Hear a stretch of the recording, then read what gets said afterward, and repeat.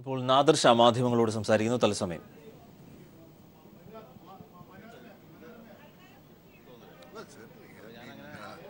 I think that would be one of the central themes of the... ഞാൻ പറഞ്ഞ ഞാനൊരു urgent തിരക്കിലായിരുന്നു, അതിൻ്റെ പേരിലാണ്. എന്താണ് സംഭവം എന്ന് വെച്ചപ്പോൾ പറഞ്ഞ് ഇങ്ങനെ ദിലീപേട്ടന് ഒരു ടാർജറ്റ് ഉണ്ട്. അപ്പോൾ സുനി പറഞ്ഞിട്ടാണ് ഞാൻ വിളിക്കുന്നത്. സുനിയാണ് എൻ്റെ അടുത്ത് പറഞ്ഞത്. അപ്പോൾ ഞാൻ പലരെയും ട്രൈ ചെയ്തിട്ട് കിട്ടിയില്ല. അപ്പോൾ അവസാനമാണ് ചേട്ടൻ്റെ നമ്പർ തപ്പി പിടിച്ചപ്പോൾ ചേട്ടൻ്റെ അടുത്ത് പറഞ്ഞു കഴിഞ്ഞാൽ ദിലീപേട്ടൻ അറിഞ്ഞോളൂല്ലോ എന്ന് വിചാരിച്ചിട്ട് പറഞ്ഞാണെന്ന് പറഞ്ഞു. അപ്പം അങ്ങനെ കാര്യം പറഞ്ഞപ്പോൾ എൻ്റെ അടുത്ത് പറഞ്ഞ് ഒരു വിഭാഗം ആളുകൾ ഇപ്പം ചേട്ടൻ്റെ പേര് പറയൂ എന്നും പറഞ്ഞിട്ട് ഇങ്ങനെ കാര്യങ്ങൾ ചോദിച്ചുകൊണ്ട് കിടപ്പുണ്ട്. അപ്പോൾ ഞങ്ങൾ ശരിക്കും പറഞ്ഞു കഴിഞ്ഞാൽ ചേട്ടൻ നിരപരാധിയാണെന്ന് എനിക്കറിയാം. അപ്പോൾ അവൻ പറയുന്നത് അവൻ്റെ പേര് വിഷ്ണു എന്നാണെന്ന് പറഞ്ഞത്. എൻ്റെ അടുത്ത് പറഞ്ഞത്, ഞാൻ ചോദിച്ചത് നിങ്ങളുടെ പേരെന്താണെന്ന് വെച്ചപ്പോൾ എൻ്റെ പേര് വിഷ്ണു, ഞാൻ എടപ്പള്ളിയിലാണ് വീട്. അപ്പോൾ ഞാൻ ചോദിച്ചത് നിങ്ങൾ ഇൻഡസ്ട്രി ആയിട്ട് ബന്ധമുള്ള ആളാണ്? അപ്പോൾ ഇല്ല, ഇൻഡസ്ട്രി ആയിട്ട് ബന്ധമുള്ള ഞാൻ സുനീനെ എനിക്കറിയാം, അതിൻ്റെ പേര് സുനിയുടെ എല്ലാ കാര്യങ്ങളും നോക്കണം ഞാനാണെന്നൊക്കെ പറഞ്ഞു. അപ്പോൾ എൻ്റെ അടുത്ത് പറഞ്ഞ് ഇത് പുള്ളി നിരപരാധിയാണെങ്കിലും പക്ഷെ പുള്ളിയുടെ അകത്തായതിനു ശേഷം ദിലീപിൻ്റെ പേര് സ്പ്രെഡായി. ഇങ്ങനെ ദിലീപിൻ്റെ ഒരു ഊഹാപോഹം ദിലീപാണ് അതിൻ്റെ പിന്നിൽ എന്ന് പറഞ്ഞിട്ടുള്ളൊരു ചർച്ച നടന്നതിന് ശേഷം എല്ലാവരും പറയുന്നുണ്ട് ദിലീപിൻ്റെ പേര്. അപ്പം ഞാൻ പറഞ്ഞ ആരാണ് ഈ പറയണതെന്ന് വെച്ച്. അല്ല ചേട്ടാ, അത് അവസാനം നിർബന്ധിച്ചിട്ട് ഇയാൾ കുറേ പേരുകൾ പറഞ്ഞു. ഈ പേര് പറഞ്ഞാൽ നടിമാരുടെ ഉണ്ട്, നിർമ്മാതാക്കളുടെ പേരുണ്ട്, പിന്നെ നടന്മാരുടെ പേരുണ്ട്. ശരിക്കും പറഞ്ഞാൽ ഈ ക്രിമിനൽ പശ്ചാത്തലമുള്ള ഇവർ പറഞ്ഞത് നമ്മൾ വിശ്വസിക്കുന്നില്ല. അവർ പറഞ്ഞ പേരുകൾ, ആ പേര് പറഞ്ഞ സംഭവങ്ങളെല്ലാം വിശ്വസിച്ചിട്ട് നമ്മളിപ്പോൾ അവരുടെ പുറകെ പോവുകയാണെങ്കിൽ മലയാള ഇൻഡസ്ട്രിയിലോട്ട് പ്രധാനപ്പെട്ട ഒരു ഏരിയ ആണത്. എന്താണ് ഇവര് ദിലീപിനെ കുറിച്ച് എന്താണ് ഇയാൾ ഭീഷണി സന്ദേശത്തിൽ പറയുന്നത്? അല്ല, ഒന്നുമില്ല. അപ്പം ഞാൻ ചോദിച്ചു ഇത് എന്തിനു വേണ്ടിയിട്ടാണ് നിങ്ങൾ ശരിക്കും ആക്ച്വലി എന്താണ് സംഭവിച്ചതെന്ന് വെച്ചാൽ പറഞ്ഞ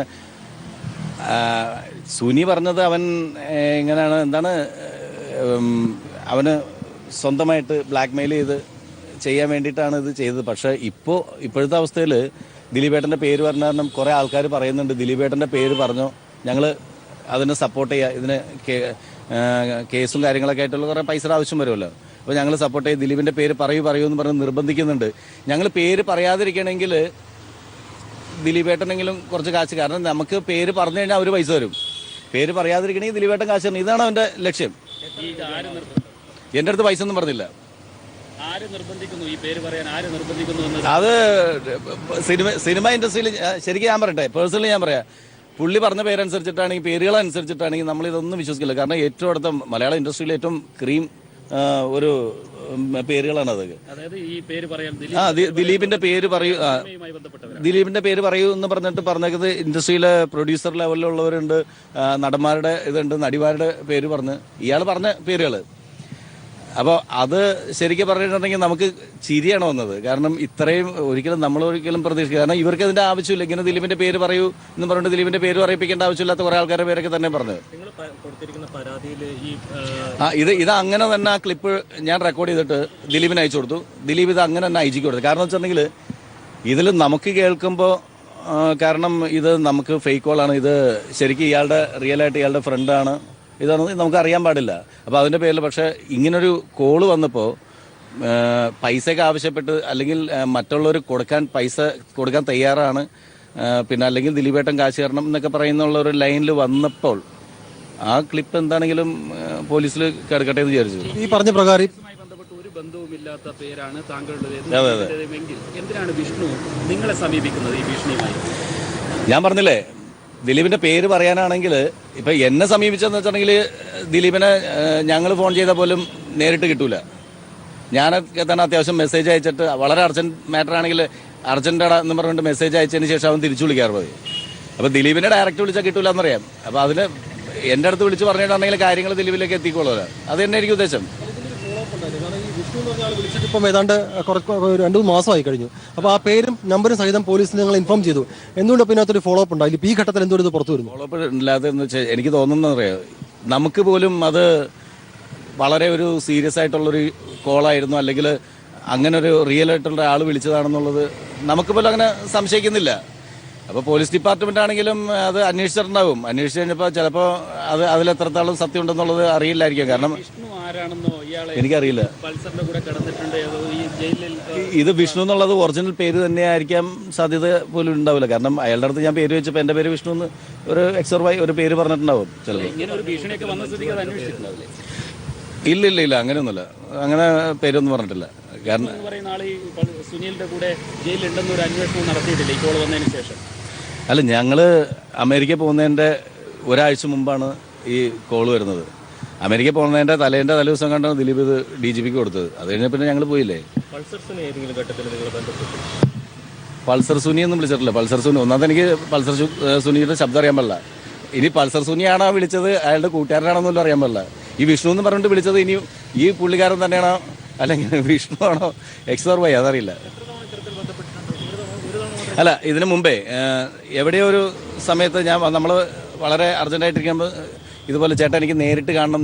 ഈ നേരിട്ട് കാണാൻ വേണ്ടിയിട്ട് കഥ പറച്ചിലാരുണ്ട്, അല്ലാത്ത ആൾക്കാരുണ്ട്. അപ്പോൾ അതിൻ്റെ പേരിൽ നേരിട്ട് കാണണം എന്ന് പറയുന്ന സമയത്ത് ഞാൻ പറയും മോനെ ഫോണിൽ പറഞ്ഞു, സിനിമയുടെ കഥയാണെങ്കിലും അതെന്താ. അപ്പോൾ അങ്ങനെയാണ് പറഞ്ഞപ്പോഴാണ് ഇയാൾ പറഞ്ഞ് മാറ്റർ വേറെയാണ്, ഇത്തിരി സീരിയസ് മാറ്ററാണെന്ന് പറഞ്ഞത്. അപ്പോൾ ഇങ്ങനെ ഒരു മാറ്ററാണെന്ന് പറഞ്ഞപ്പോൾ ഞാൻ കട്ട് ചെയ്ത്, കാരണം അത് പ്രോത്സാഹിപ്പിച്ചില്ല. കാരണം വെറുതെ ചിലപ്പോൾ ബ്ലാക്ക് മെയിൽ ചെയ്യാൻ വേണ്ടിയിട്ട്. കാരണം ഒന്നാമത്തെ ഇങ്ങനെ ഒരു ഇഷ്യൂസും കാര്യങ്ങളായിട്ട് ദിലീപ് എൻ്റെ പേരിൽ ഇത് വന്നേക്കുന്നത് എല്ലാവർക്കും അറിയാവുന്ന കേസ്. അപ്പോൾ ആ പേരിൽ വേറെ വല്ലൊരു മുതലെടുക്കണമെന്ന് അറിയില്ലല്ലോ. അതിൻ്റെ പേരിൽ ഞാൻ അത് കട്ട് ചെയ്ത് വിട്ടു.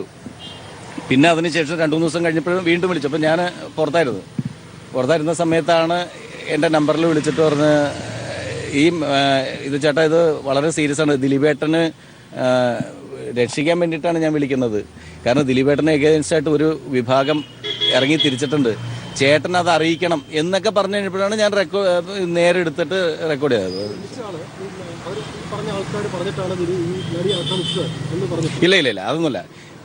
നടിയെ ആക്രമിച്ചത് അവർ പറഞ്ഞിട്ടാന്നല്ല പറഞ്ഞത്. എൻ്റെ അടുത്ത് പറഞ്ഞ് ദിലീപേട്ടൻ്റെ പേര് ഇതിൽ വന്നതിന് ശേഷം. അപ്പോൾ അതിനകത്ത് വ്യക്തമായിട്ട് പറയുന്നുണ്ട്, ഈ പറയുന്ന അവൻ പറഞ്ഞു ദിലീപേട്ടൻ പക്കാ നിരപരാധിയാണ്, പക്ഷേ എടാ നമുക്ക് കുറച്ച് കാശ് കിട്ടുന്ന കാര്യമാണ്, നമുക്ക് പുള്ളിയുടെ പേര് പറഞ്ഞു കഴിഞ്ഞിട്ടുണ്ടെങ്കിൽ ഏതായാലും പുള്ളിയുടെ പെടലേക്ക് കിടക്കുകയാണ്, അപ്പോൾ പുള്ളിയുടെ പേര് പറഞ്ഞു കഴിഞ്ഞിട്ടുണ്ടെങ്കിൽ അതൊരു പണിയേ, നമുക്ക് അറിയില്ല എന്നാണെങ്കിലും കാശ് കിട്ടിയോ നീ ഒരു പണിയെ. ഇയാളുമായിട്ട് ബന്ധപ്പെട്ട് ഇപ്പം മാധവേട്ടനെ എൻ്റെ അടുത്ത് പറഞ്ഞ മാധവേട്ടനെ വിളിച്ചിട്ട് കിട്ടിയില്ല, ഫോണിൽ വിളിച്ചിട്ട് കിട്ടിയില്ല. പിന്നെ ദിലീപിൻ്റെ ഡ്രൈവറെ വിളിച്ചിട്ട് കിട്ടിയില്ല. പിന്നെ ചേട്ടൻ്റെ നമ്പർ തപ്പിപ്പിടിച്ച്, അപ്പോൾ എനിക്ക് വേറെ പഴയ നമ്പറായിരുന്നു, അപ്പോൾ അത് പുതിയ നമ്പർ ചേട്ടൻ്റെ തപ്പിപ്പിടിച്ചെടുത്താന്നൊക്കെ പറഞ്ഞിട്ട് വിളിച്ചത്. അപ്പോൾ ഇങ്ങനെ പറഞ്ഞ് എന്താ വെച്ചിട്ടുണ്ടെങ്കിൽ ഏതായാലും അവർ പൈസ തരാൻ വേണ്ടിയിട്ട് റെഡിയാണ്. അപ്പോൾ ഞങ്ങൾക്ക് ഇപ്പോൾ ഈ ജയിലിൽ കിടക്കണ കാരണം ഞങ്ങൾക്ക് കുറച്ച് പൈസ ആവശ്യമുണ്ട്. അപ്പോൾ ആരെങ്കിലും ഒരാൾ പൈസ തരണം. അപ്പോൾ പേര് പറയും. അപ്പം ഞാൻ അപ്പോഴൊക്കെ ഞാൻ ചോദിച്ചു, അതല്ല ഈ റെക്കോർഡിൽ അതങ്ങനെ തന്നെ കിടപ്പുണ്ട്. ഞാൻ ചോദിച്ച് നിരപരാധിയായിട്ടുള്ള ഒരാൾ എന്തിനാണ് നിങ്ങൾക്ക് വേണ്ടിയിട്ട് പൈസ തരണത്? അപ്പോൾ ഇയാൾ പറഞ്ഞു ഞാൻ പറഞ്ഞു ദിലീപ് എൻ്റെ കൂട്ടുകാരൻ എന്തിന് നിങ്ങൾക്ക് വേണ്ടിയിട്ട് പൈസ തരണമെന്ന് ചോദിച്ചപ്പോൾ പറഞ്ഞു ചേട്ടാ പൈസ തന്നില്ലെങ്കിൽ മറ്റുള്ളവർ ഞങ്ങളെ സംബന്ധിച്ച് ഞങ്ങൾക്ക് ഇതിന് പൈസ ചിലവുള്ളതാണ്, മറ്റുള്ളവർ നിർബന്ധിക്കേണ്ടത് അതിന് തയ്യാറാകേണ്ടി വരും. അതാണ് ഭീഷണി. ഈ വിഷ്ണു പറഞ്ഞ പേരുകൾ വെളിപ്പെടുത്താൻ കഴിയുന്നതാണ്.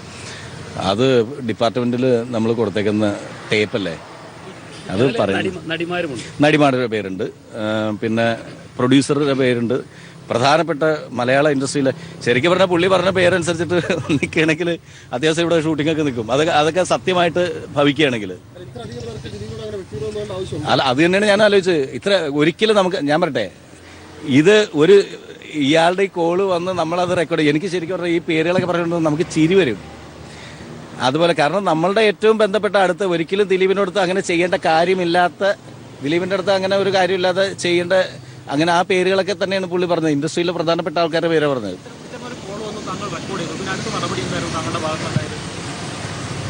എനിക്ക് ഇത് റെക്കോർഡ് ചെയ്തിട്ട് 2 കോളാണ് വന്നത്. ഒന്ന് കട്ട് ചെയ്ത് പിന്നെ അതിന് ശേഷം വീണ്ടും വന്ന്, അപ്പോൾ 2 കോളും ഞാൻ റെക്കോർഡ് ചെയ്തിട്ട് നേരെ ദിലീപിന് അയച്ചു കൊടുത്തിട്ട് അപ്പോൾ ദിലീപ് പറഞ്ഞ ഇത് നേരെ DGPക്ക് ഹാൻഡ് ഓവർ ചെയ്യാം. ഈ ദിവസത്തിനിടയിൽ ഇപ്പോൾ 2 മാസം കഴിഞ്ഞു, പിന്നീട് ഇവർ ഏതെങ്കിലും തരത്തിൽ നിങ്ങളെ ബന്ധപ്പെടുകയോ ദിലീപിനെ ബന്ധപ്പെടുകയോ ചെയ്തോ ഈ ഭീഷണി കോൾ? ഇല്ല. പിന്നെ അങ്ങനെ പറഞ്ഞുകൊണ്ട് ആരും വിളിച്ചിട്ടില്ല. ഇത് കൊടുത്തതിന് ശേഷം പിന്നെ നമ്മൾ അമേരിക്കയിൽ പോയി. പിന്നെ എൻ്റെ നമ്പറിലേക്ക് വിളിച്ചിട്ടുണ്ടെന്ന് എനിക്കറിയാം, കാരണം ഞാൻ ഡൈവേർട്ട് ചെയ്തിട്ടേക്കായിരുന്നു. അതെ. എനിക്ക് വേറെ ഇതായിട്ട് ബന്ധമെന്ന് വെച്ചിട്ടുണ്ടെങ്കിൽ ദിലീപിൻ്റെ പേരും പറഞ്ഞുകൊണ്ട് ദിലീപിൻ്റെ അടുത്ത് ഇതൊന്ന് അറിയിക്കുമെന്ന് പറഞ്ഞിട്ട് 2 കോള് വന്നതാണ്.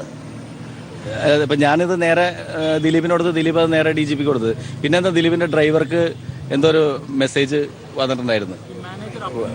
പുണ്ണി ആ പുണ്ണിക്കൊരു മെസ്സേജ് വന്നിട്ടുണ്ടായിരുന്നു. ആ മെസ്സേജും ദിലീപ് DGP കൊടുത്തു. 1.5 കോടിയുടെ ഇടപാട് 1.5 കോടി തന്നു കഴിഞ്ഞാൽ ഈ വിഷയം ഒതുക്കി തീർക്കാം എന്നുള്ള തരത്തിൽ അത്തരത്തിൽ സംഖ്യ പറഞ്ഞു. എൻ്റെ അടുത്ത് പറഞ്ഞില്ല. ഇനിയിപ്പോൾ മറ്റേ ഈ പുണ്ണിയുടെ മെസ്സേജിലുണ്ടാകുന്ന എനിക്കറിയാമല്ലോ. ഇതിൽ എന്തെങ്കിലും വേറെ കത്തോ മറ്റോ എന്തെങ്കിലും നിങ്ങൾക്ക് ലഭിക്കുകയുണ്ടായി ഇതുപോലെ തന്നെ? ഇല്ല, കത്ത് ലഭിച്ച ഇപ്പം മീഡിയാസ് ഇങ്ങനെ പറയുമ്പോഴാണ് അറിയണത് ദിലീപിന് കൊടുക്കാൻ പറഞ്ഞിട്ട് എനിക്ക് എഴുതിയൊരു കത്ത് പോലീസ് പിടിച്ചെന്നൊക്കെ പറഞ്ഞിട്ട് അത് ഞാൻ ഈ പറഞ്ഞ പോലെ നിങ്ങളെ പോലെ ഒന്നും എടുത്തില്ല.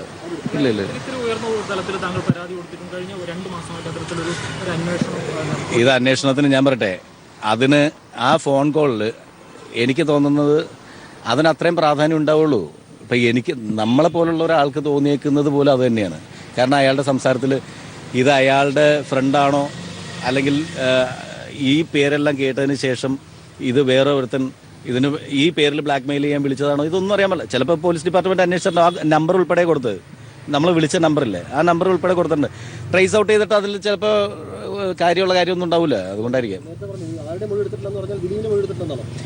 ദിലീപിൻ്റെ മൊഴി എടുത്തിട്ടുണ്ടെന്നല്ല എനിക്ക് ഇപ്പം ഞാൻ എൻ്റെ പേഴ്സണലി എൻ്റെ മൊഴി ഒന്നും എടുത്തിട്ടില്ല. നിങ്ങൾ സിനിമാ മേഖലയിൽ വലിയ സൗഹൃദമുണ്ട്. ഇത്തരം പേരുകൾ ഈ വ്യക്തി പറഞ്ഞപ്പോൾ സ്വാഭാവികമായിട്ട് അവരെ ശ്രദ്ധയിൽപ്പെടുത്തിയിരുന്നു. അല്ല ദിലീപിൻ്റെ ശത്രുപക്ഷമൊന്നും പറയാൻ പറ്റില്ല. കാരണം എന്ന് വെച്ചിട്ടുണ്ടെങ്കിൽ അതിൽ ശരിക്ക് നമ്മൾക്ക് എഗെയിൻസ്റ്റ് ആയിട്ട്, അപ്പോൾ ദിലീപിനെ എഗെയിൻസ്റ്റ് ആയിട്ട് പ്രവർത്തിക്കും എന്ന് വിശ്വാസമുള്ള ടൈപ്പ് പേരുകളാണ് അവർ പറയുന്നത്. കാരണം ആ പറഞ്ഞവൻ ബുദ്ധിമാനാണ്. അതായത് ആ പേരുകൾ പറഞ്ഞിട്ട് നമ്മൾ വിശ്വസിക്കും എന്നുള്ള തലത്തിലുള്ള കുറേ ലേഡീസിൻ്റെ പേരുണ്ട്, പിന്നെ നടന്മാരുടെ പേരുണ്ട്. അത് അല്ല, അവർ പ്രവർത്തിക്കുന്നില്ല എന്ന് പറഞ്ഞാൽ അങ്ങനെയൊന്നും ഒരിക്കലും ഞാൻ പറയട്ടെ. ഇപ്പോൾ അത്രയും ക്രിമിനൽസ് ആണോ ഈ പറയുന്ന നമ്മളുടെ ഇൻഡസ്ട്രിയിലുള്ള അവരുടെ മൈൻഡ്? ഈ അങ്ങനെ ഒരാളെ ടാർഗറ്റ് ചെയ്തിട്ട് കൂടെ ഒരു സഹപ്രവർത്തകന് ഇത്രയും എന്താണ് ടോർച്ചർ ചെയ്യാൻ വേണ്ടിയിട്ട് വിധത്തിൽ പ്ലാൻ ചെയ്തിട്ട് അതിനു വേണ്ടിയിട്ട് ലക്ഷ്യമിട്ട് പോകുന്നവരാണ് ഞങ്ങളുടെ സഹപ്രവർത്തകരെന്ന് എനിക്ക് തോന്നുന്നില്ല. അങ്ങനെയല്ല, വിശ്വസിക്കാൻ പര്യാപ്തമായിട്ട് പേരുന്നല്ല ഈ. കാരണം മറ്റ് ന്യൂസുകളിൽ സ്പ്രെഡ് ചെയ്തുകൊണ്ടിരിക്കുന്ന കുറേ പേരുകളുണ്ട്. ആ പേരുകളിൽ പെട്ട, കാരണം അതൊക്കെ പറഞ്ഞിട്ടുണ്ടെങ്കിൽ പെട്ടെന്ന് വിശ്വസിക്കുമല്ലോ. ഞാനാ ഇല്ല ഇല്ല ഇല്ല ഇല്ല പരാതി ലഭിച്ചത് ഞാൻ ദിലീപിന് കൊടുത്തിട്ട് ദിലീപ് അല്ല അത് കൊടുത്തത്.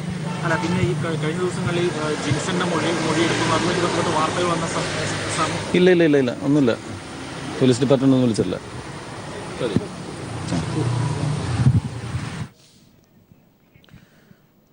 കൊച്ചിയിൽ നടി ആക്രമിക്കപ്പെട്ട സംഭവത്തിൽ ദിലീപിനും നാദിർ ഷായ്ക്കും നേരെ ഭീഷണിയുണ്ടായി. അതുമായി ബന്ധപ്പെട്ട് ഏറ്റവും ഒടുവിലായി മാധ്യമ പ്രവർത്തകരെ കാണുകയായിരുന്നു നാദിർ ഷാ. നികേഷ് ചേരുന്നു. നികേഷ്, ഈ ഭീഷണി, അതിന്റെ ഉറവിടം എന്തൊക്കെ കാര്യങ്ങളാണ് പറഞ്ഞത്? ഇതുമായി ബന്ധപ്പെട്ട് ദിലീപിനെ ഈ വിഷയത്തിൽ ഉൾപ്പെടുത്തി ബ്ലാക്ക്മെയിൽ ചെയ്ത് പണം തട്ടാൻ നാദിർ ഷാ മുഖാന്തരമാണ് പൾസർ സുനിയുടെ സുഹൃത്തെന്ന് അവകാശപ്പെടുന്ന വിഷ്ണു നാദിർ ഷായെ ബന്ധപ്പെടുന്നത്. ഇത്തരത്തിൽ 2 മാസം മുമ്പ് തനിക്കൊരു കോൾ ലഭിക്കുകയായിരുന്നു. ഇതിൽ സംശയം തോന്നിയ താൻ മറ്റൊരു മൊബൈലിൽ നിന്ന് കോൾ റെക്കോർഡിന് ശേഷം തിരിച്ചു വിളിച്ചു.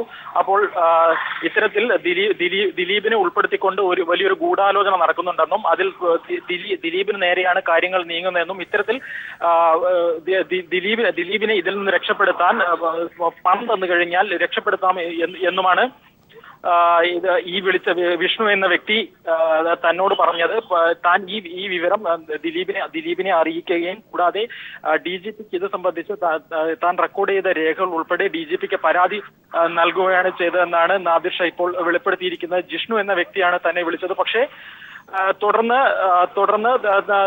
രണ്ട് തവണ തനിക്ക് ഒരു മെസ്സേജ് വന്നിരുന്നു. പിന്നീട് തന്നെ ബന്ധപ്പെട്ടില്ല. അതേസമയം നാദിർ ഷാ വെളിപ്പെടുന്ന മറ്റൊരു പ്രധാന വിവരം എന്താണെന്ന് വെച്ചാൽ വിഷ്ണുവിന് ഇത്തരത്തിൽ ഈ വിവരങ്ങൾ വെളിപ്പെടുത്താൻ മറ്റ് സിനിമാ മേഖലകളിൽ നിന്നും വലിയ സമ്മർദ്ദമുണ്ട്. അത് നടന്മാരുണ്ട്, നടിമാരുണ്ട്, ഈ മേഖലയിലെ പല പ്രമുഖരുണ്ട്, നിർമ്മാതാക്കളുണ്ട്.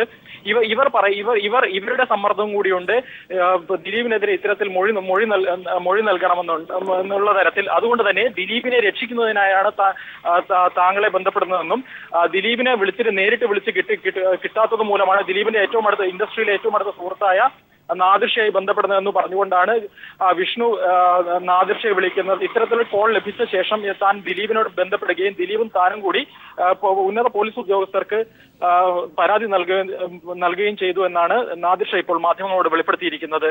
അരുൺ, കോഴിക്കോട് കർഷകൻ ആത്മഹത്യ ചെയ്ത സംഭവം അന്വേഷിക്കുന്നതിനായി സംസ്ഥാന റവന്യൂ സെക്രട്ടറി PH കുര്യൻ ഇന്ന് ചെമ്പനോട സന്ദർശിക്കും. ആത്മഹത്യയിൽ സമഗ്രമായ അന്വേഷണം വേണമെന്ന് CPIM ആവശ്യപ്പെട്ടു. ചെമ്പനോടയിൽ CPIM നേതൃത്വത്തിൽ പ്രതിഷേധ സംഗമം സംഘടിപ്പിച്ചു. ചെമ്പനോടയിൽ നടന്ന CPIM പ്രതിഷേധ സംഗമത്തിൽ കർഷകരോഷം പ്രകടമായിരുന്നു. ആത്മഹത്യ ചെയ്ത ജോയിയെ പോലെ നികുതി അടക്കാനാവാത്ത നിരവധി കർഷകർ സംഗമത്തിനെത്തി.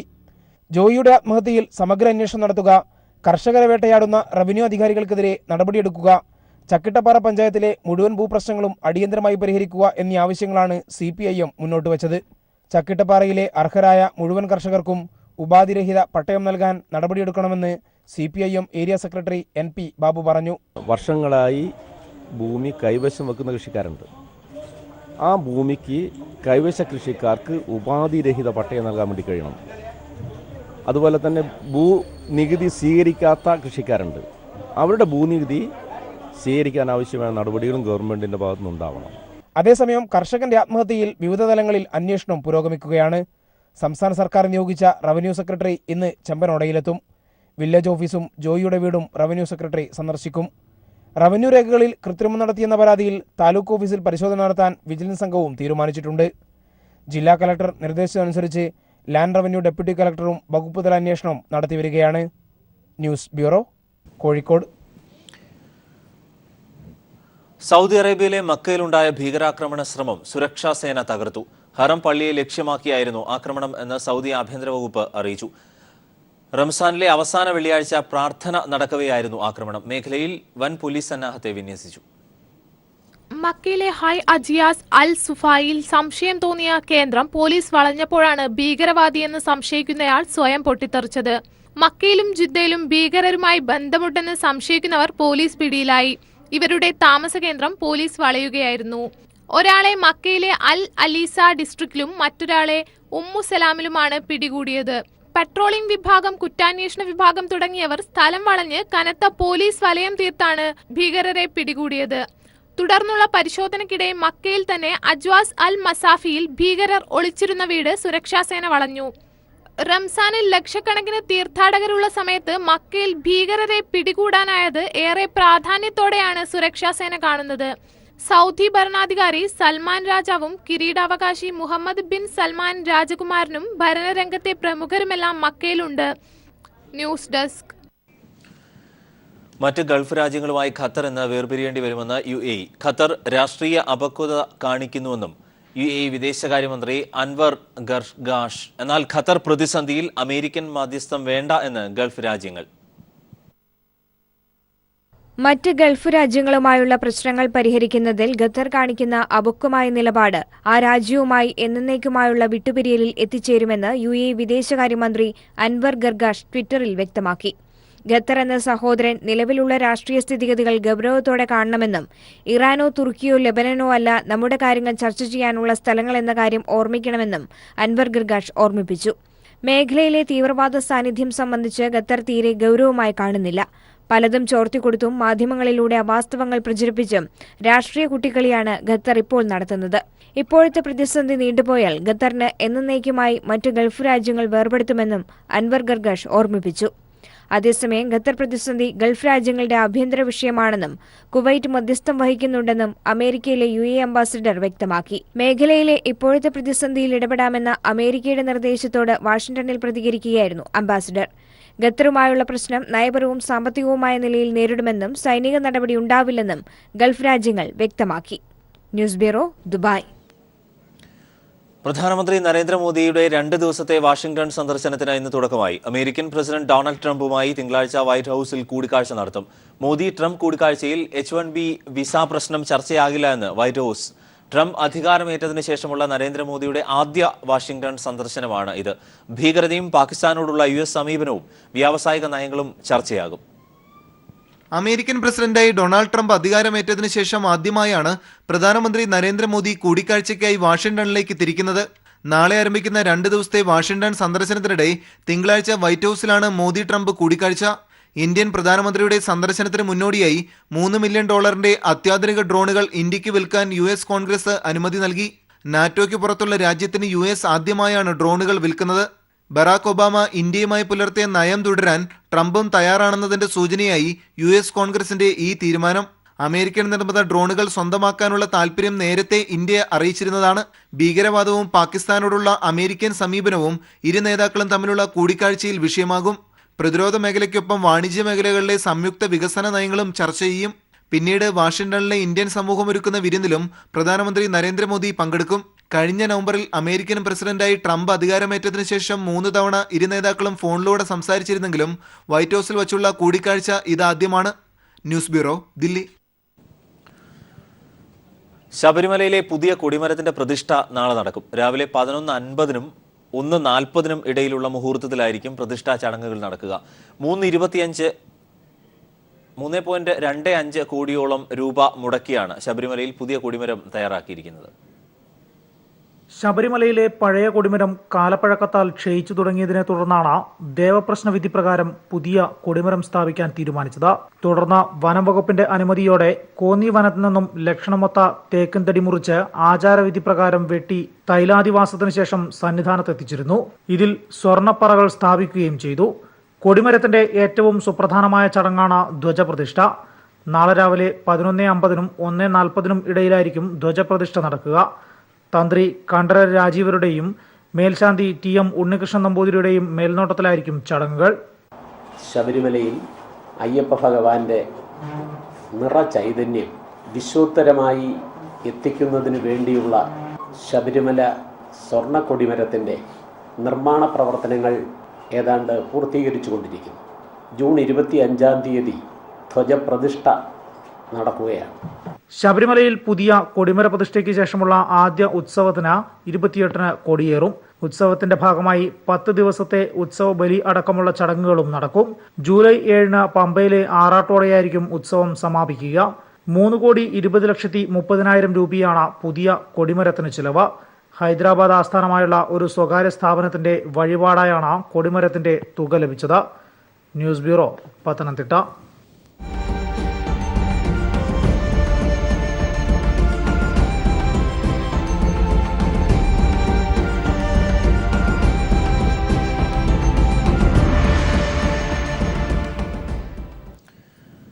ചൈനയ്ക്കുള്ളിൽ ഒരു സോവിയറ്റ് യൂണിയനോ? Kairali TV chief editor John Brittas China സന്ദർശിച്ചപ്പോൾ കണ്ട ഒരു കാഴ്ച. ഇന്നത്തെ ചൈനീസ് ഡയറി. ചൈനയ്ക്കുള്ളിലെ ആദ്യത്തെ പരമാധികാര രാഷ്ട്രം ഇവിടെയാണ് രൂപീകരിക്കപ്പെട്ടത്. മാവോയുടെ നേതൃത്വത്തിൽ 6 മന്ത്രിമാർ ഉൾപ്പെടുന്ന ഒരു മന്ത്രിസഭ 931 ഇവിടെ അധികാരത്തിൽ. ഇവിടെ നിന്നാണ് യഥാർത്ഥത്തിൽ ചൈനീസ് കമ്മ്യൂണിസ്റ്റ് പാർട്ടി വിപ്ലവപാത ആരംഭിക്കുന്നത്. ലോങ് മാർച്ചും തുടങ്ങുന്നത് ഇവിടെ നിന്നാണ്.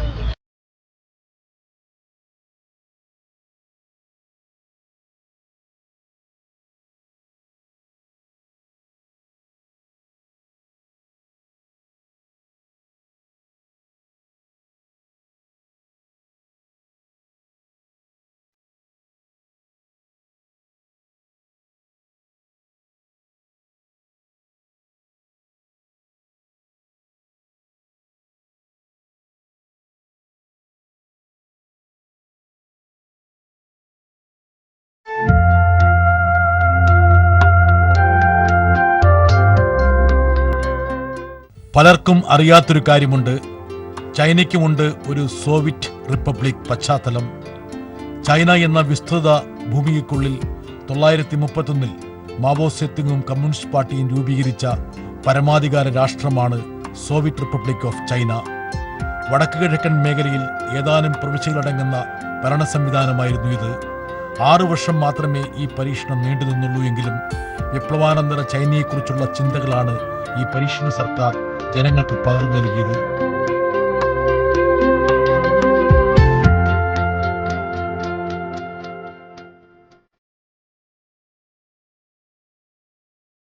എട്ട് പതിറ്റാണ്ട് കഴിഞ്ഞെങ്കിലും ചൈനയ്ക്കുള്ളിലെ സോവിയറ്റ് റിപ്പബ്ലിക്കിന്റെ ആസ്ഥാന മന്ത്രികളും മറ്റ് അടയാളങ്ങളും ചൈനീസ് ഗവൺമെന്റ് പരിപാലിക്കുകയാണ്. മാവോ ആയിരുന്നു പ്രധാനമന്ത്രി. 6 മന്ത്രിമാരുണ്ടായിരുന്നു. അന്നത്തെ സർക്കാർ വകുപ്പുകളുടെ ശേഷിപ്പുകളും എന്തിനേറെ കറൻസികൾ പോലും അതുപോലെ സൂക്ഷിച്ചിരിക്കുന്നു. മാവോ വെള്ളം കുടിക്കുന്ന കിണറാണ്. ഈ കിണറിൽ നിന്നാണ് മാവോയും അദ്ദേഹത്തിന്റെ സഹപ്രവർത്തകരും വെള്ളമെടുക്കുകയും കുടിക്കുകയും ചെയ്തത്. ഇന്നൊരു സ്മാരകമായി സംരക്ഷിക്കുകയും ആൾക്കാർ വിപ്ലവ വീര്യം ആവാഹിക്കാൻ വേണ്ടി ഇവിടെ നിന്ന് വെള്ളം കുടിക്കാറുണ്ട്.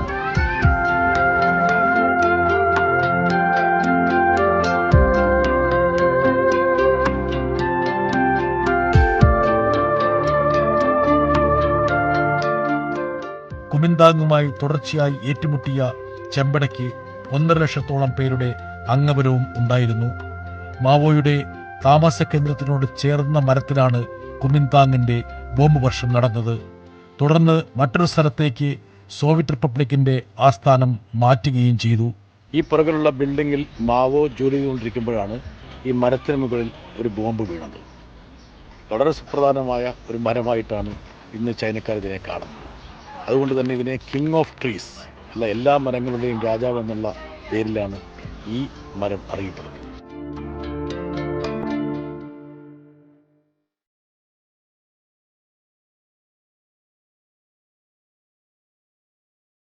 ചൈനീസ് കമ്മ്യൂണിസ്റ്റ് പാർട്ടിയുടെ 1ാം കോൺഗ്രസ് നടന്ന സ്ഥലമാണ്.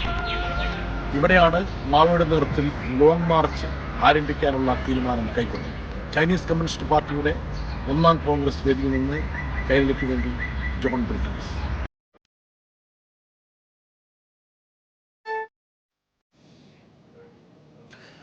നോമ്പുതുറ വിഭവങ്ങളിൽ പ്രമുഖ സ്ഥാനമാണ് നിരവധി ചേരുവകൾ ചേർത്തുള്ള ഔഷധക്കഞ്ഞിക്ക്. ജാതി മത ഭേദമന്യേ എല്ലാവർക്കും ഔഷധക്കഞ്ഞി വിതരണം ചെയ്ത് പുണ്യം നേടുകയാണ് തൊടുപുഴ കാരിക്കോട് നൈനാർ പള്ളി ഭാരവാഹികൾ.